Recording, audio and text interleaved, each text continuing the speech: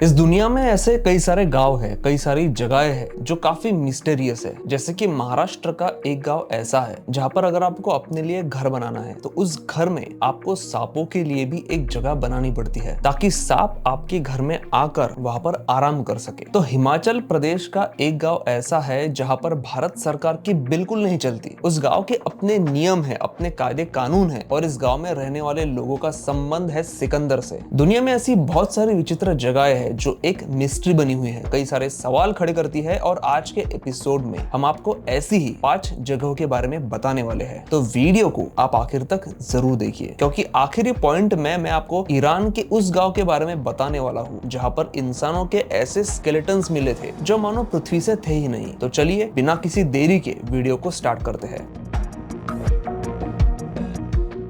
सबसे पहले मैं आपको बताने वाला हूँ एक ऐसे गांव के बारे में जहाँ सिर्फ अंधे रहते हैं। उस गांव के सारे लोग, बूढ़े, बच्चे, यहाँ तक कि जानवर भी अंधे हैं, उन्हें बिल्कुल दिखाई नहीं देता। इस गांव का नाम है टिल्टेपेक और ये मौजूद है मेक्सिको में। इस गांव में जब भी किसी बच्चे का जन्म होता है तो पैदा होने के समय तो वो बच्चा बिल्कुल ठीक होता है, लेकिन जैसे जैसे उसकी उम्र बढ़ती है उसके आंखों की रोशनी चली जाती है। और ये सिर्फ इंसानों के साथ नहीं होता है बल्कि इस गाँव में रहने वाले जानवरों के साथ भी यही होता है। इस अजीबो गरीब घटनाओं की वजह से ये गांव पूरी दुनिया में मशहूर है। इस गांव में रहने वाले लोगों के साथ, जानवरों के साथ ऐसा होने के पीछे जो रीजन है उसको लेकर गांव वालों का एक विचित्र दावा है। उनके अनुसार इस गांव में लावेजुएला नाम का एक बहुत बड़ा पेड़ है और वो शापित है और उसी शापित पेड़ की वजह से इस गांव में रहने वालों के साथ ऐसा होता है। और इन गांव वालों ने डर के मारे कभी उस पेड़ को काटने की कोशिश भी नहीं की। लेकिन यहाँ होने वाली ऐसी घटनाओं के पीछे की असली वजह ये पेड़ नहीं है। एक्सपर्ट्स का मानना है कि ये गांव जहां पर बसा है वहां पर मक्खियों की कई सारी अलग अलग प्रजातियां पाई जाती है और उनमें से एक जो स्पीसीज है उसके काटने की वजह से यहाँ के लोग अंधे हो जाते हैं। इन जहरीली मक्खियों से बचने के लिए यहाँ के लोग अपने घरों को बनाते वक्त उनमें खिड़कियां भी नहीं बनाते। तो हमें कह सकते हैं कि ये गांव पूरी दुनिया का शायद इकलौता ऐसा गांव है जहाँ के घरों में खिड़कियां नहीं है। हिमाचल प्रदेश में मौजूद मलाना गांव, इस गांव के लोग खुद को सिकंदर का वंशज मानते हैं और उनका मानना है कि जब सिकंदर ने हिंदुस्तान पर हमला किया था तो उसके सैनिकों में से कुछ सैनिक वापस यूनान नहीं गए थे और वो यही इसी गांव में सेटल हो गए। वैसे देखा जाए तो इस बात के कोई स्ट्रॉन्ग एविडेंसेस आज तक नहीं मिले हैं। हाँ, ये बात जरूर है कि इस गाँव में एक मंदिर है और उस मंदिर में एक बहुत पुरानी तलवार रखी हुई है और कहा जाता है कि यह तलवार सिकंदर की है। अब ये तलवार किसकी है, सिकंदर की है या नहीं, इस बात की पुष्टि करना नामुमकिन है क्योंकि इस गांव के जो लोग हैं वो अपने आप को काफी खास मानते हैं और उनके अनुसार उनकी नस्ल दुनिया के बाकी की नस्लों में सबसे खास है। ये लोग अपने गांव में किसी बाहरी व्यक्ति को भी नहीं आने देते और जिस मंदिर में वो तलवार रखी है उस मंदिर को भी बाहर के किसी भी व्यक्ति को छूने की मनाही है। अगर इस गांव के बाहर का कोई व्यक्ति उस मंदिर की किसी भी दीवार को छू लेता है तो उसे 3,500 रुपए का जुर्माना भरना पड़ता है और गालियां पड़ती है वो अलग से। यहाँ के लोगों की नई जनरेशन जो है वो अब इन छुआछूत की बातों पर ज्यादा यकीन नहीं करते, लेकिन यहाँ के जो बुजुर्ग लोग हैं वो आज भी बाहर के किसी व्यक्ति के साथ हाथ नहीं मिलाते। शादियों को लेकर भी यहाँ के लोगों का अपना एक नियम है कि कोई भी लड़का या लड़की इस गांव के बाहर से किसी भी व्यक्ति के साथ शादी नहीं कर सकते और अगर वो ऐसा करते हैं तो उन्हें इस गांव से बेदखल कर दिया जाता है। इस गांव की एक और खासियत है यहाँ की भाषा। यहाँ के लोग जो भाषा बोलते हैं उसे कनाशी कहते हैं और इंटरेस्टिंगली कनाशी भाषा सिर्फ इसी गाँव में बोली जाती है। इस गाँव को छोड़कर भारत के और दुनिया के किसी भी कोने में ये भाषा किसी को नहीं आती। इस गांव की अपनी एक सरकार भी है और इस गांव के अपने कायदे कानून भी है। पुलिस भी आगे किसी भी विवाद में अपना हस्तक्षेप नहीं करती।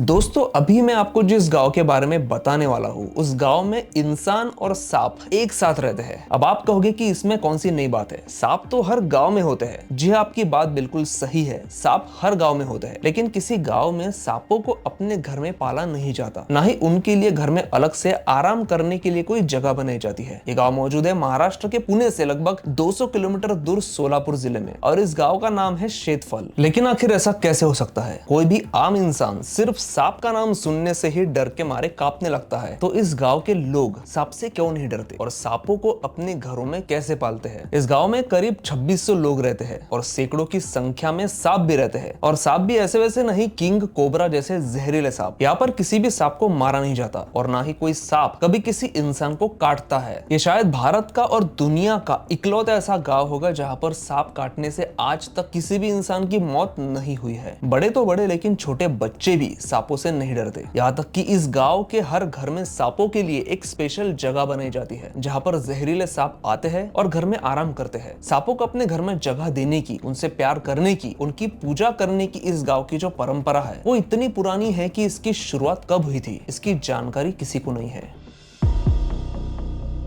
हिमाचल प्रदेश का स्पीति वैली भारत का सबसे फेमस टूरिस्ट डेस्टिनेशन है, लेकिन काफी कम लोग जानते हैं कि इसी स्पीति वैली में एक मंदिर है जहां पर 500 साल पुरानी एक मम्मी मौजूद है। मम्मी तो दुनिया भर में पाई जाती है, तो फिर यहाँ मौजूद मम्मी में ऐसी क्या खास बात है? ये मम्मी है संघा तेंजिंग नाम के एक मॉन्क की, और इस मम्मी से जुड़ी एक नहीं बल्कि कई सारी ऐसी रहस्यमय बातें हैं जो इस मम्मी को दुनिया की बाकी सारी मम्मियों से अलग बनाती है। इजिप्शियन लोग मम्मी बनाते हुए शरीर को प्रिजर्व करने के लिए दुनिया भर की चीजें लगाते थे, लेकिन स्पीति वैली की इस मम्मी पर ऐसी कोई भी आर्टिफिशियल चीज नहीं लगाई गई थी, ना इसे किसी कॉफिन में दफनाया गया था। इस मम्मी की एक और खासियत यह है कि ये मम्मी सिटिंग पोजीशन में है और इस मम्मी की स्किन और हेयर आज भी अच्छी हालत में है। लेकिन ये कैसे पॉसिबल है? दरअसल इस मम्मी को बनाने की जो प्रोसेस थी वो सबसे अलग थी, और इस मम्मी को बाहर के लोगों ने नहीं बल्कि उसी आदमी ने बनवाया था जिसका ये शरीर है, जिसकी ये मम्मी है। मतलब संघा तेंजिंग ने अपनी ये मम्मी खुद बनवाई थी। इस प्रोसेस को सेल्फ ममीफिकेशन कहते हैं, और ऐसा करना सबके बस की बात नहीं थी। इस प्रोसेस में कई महीनों तक सिर्फ फल, पेड़ की सूखी पत्तियां और पेड़ों की जड़ें खाई जाती थी, जिससे बॉडी में मौजूद फैट्स पूरी तरह से खत्म हो जाए। और इस प्रोसेस को वो मंक तब तक फॉलो करते थे जब तक उनकी जान पूरी तरह से ना निकल जाए, जब तक वो खुद हाईएस्ट फॉर्म ऑफ एनलाइटमेंट तक ना पहुंच जाए। इस प्रोसेस के बाद उनके शरीर में फैट की मात्रा बिल्कुल ना के बराबर रह जाती थी, जिसकी वजह से उनकी बॉडी का डिकम्पोजिशन होता ही नहीं था, और इसी वजह से ये मम्मी आज 500 सालों के बाद भी बिल्कुल सही सलामत है।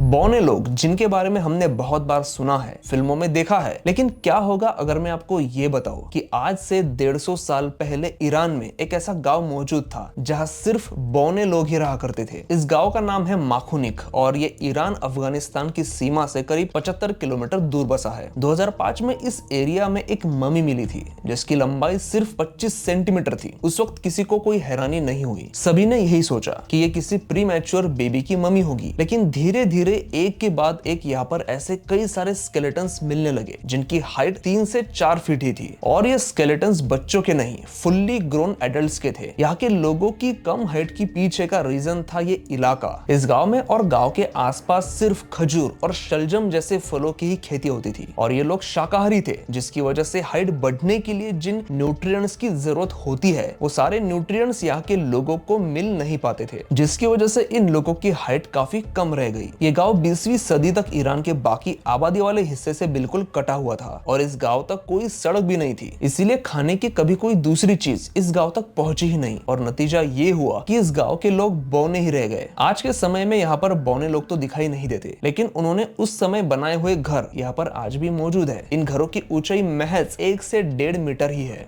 तो दोस्तों, ये था आज का एपिसोड। इनमें से कौन सी जगह या फिर गांव आपको सबसे इंटरेस्टिंग लगा, मुझे नीचे कमेंट करके आप जरूर बताइए। वीडियो अच्छा लगा हो तो प्लीज लाइक जरूर करिए, और सबसे जरूरी बात कि अगर आप ऐसे ही किसी जगह के बारे में जानते हैं, किसी गांव के बारे में जानते हैं, तो मुझे नीचे कमेंट करके जरूर बताइए ताकि मैं अगले एपिसोड में उसे कवर करूं।